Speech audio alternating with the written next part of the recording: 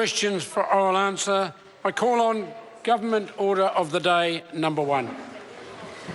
Harmful Digital Communications Bill interrupted debate on third reading. When this debate was last being held, John O'Naylor was speaking. He has 6 minutes left if he so wishes. John O'Naylor. Mr Speaker. Well, thank you, Mr Speaker. When we concluded on Thursday afternoon, there was a bit of humour in the House. There was references to the Castle movie and all sorts of things going on. But this is, in fact, a very serious bill and one that we do need to look at very seriously. Just in the first few minutes to slightly recap what I'd said before we had to adjourn for the end of the parliamentary week, we were talking about the very bad impacts that there are at times on young people in particular through online bullying and through social media that results in all sorts of terrible things like truancy at one end of the scale, right through to depression, self-harm and suicide at the more serious end of the scale. And so, Mr Speaker, it's very important that we have legislation in place to ensure that our young people in particular can be kept safe. There's been some people who have been a little bit concerned at the imposition on freedom of speech, and certainly I heard some members, or one in particular, talking about this during the Committee of the Whole House. And I just want to remind that member and anybody else who is concerned that this is an imposition on free speech, that freedom of speech is something that we cannot just take for granted. It's not something that simply gives us the right to say anything we want, whenever we want to, whatever the consequences of that speech. And so, Mr Speaker, I want to draw people's attention to the principles in Clause 6 of this bill, because freedom of speech should still not give somebody the right to communicate in a way that discloses sensitive personal facts about an individual.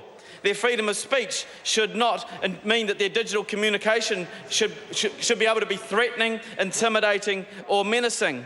Nor should it be grossly offensive to a reasonable person in the position of the affected individual. Neither should that communication be indecent or obscene, or that communication should not be used to harass an individual. Mr Speaker, freedom of speech should not be able to be used to simply make a false allegation about somebody. It should not contain a matter that is published in breach of confidence.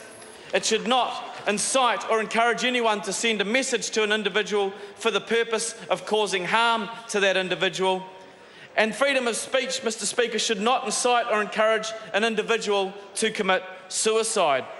And neither should it denigrate an individual by reason of his or her colour, race, ethnic or national origins, religion, gender, sexual orientation or disability. Mr Speaker, yes, we've got to have freedom of speech. Yes, we need to be free to be able to communicate. But the principles that are contained in this Act need to be absolutely upheld, and so I'm very proud to be voting for this legislation as it goes through.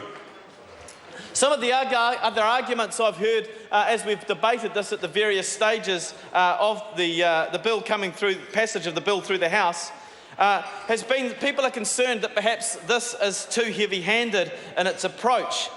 Well, Mr Speaker, at the moment the only thing that's available to somebody is to take some sort of action through the district court, which to me seems far more heavy-handed as an approach. And so this bill sets up the opportunity, sets up an approved agency that will do what it needs to ensure that people are kept safe from harmful digital communication.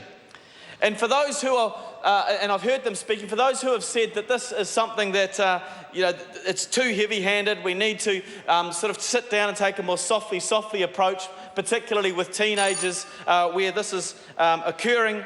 Mr Speaker, I want to remind them that in Clause 8, and in particular, to look through what the functions of the approved agency are.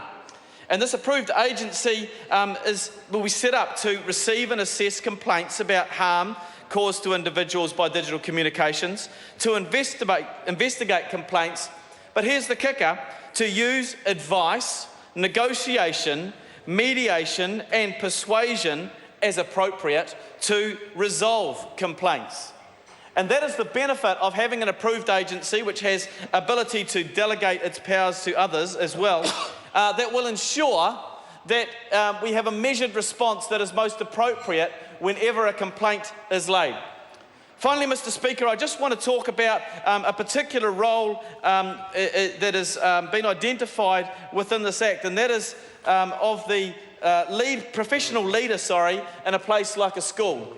And I reflect on my own time as a school guidance counsellor, and at times young people would feel like they'd been bullied, or they would want to perhaps do something about it. But then when the push came to shove, they didn't want to have to front that for themselves.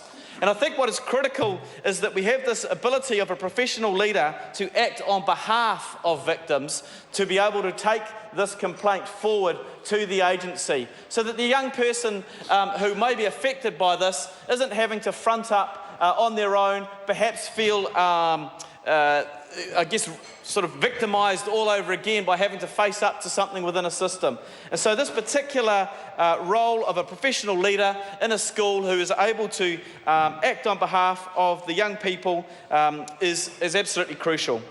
Mr Speaker, this is a good piece of legislation. This is a piece of legislation that is moving forward. It is showing that we are keeping up with the times, that we're wanting to keep our young people in particular free from bullying, and I commend it to the House. Thank you.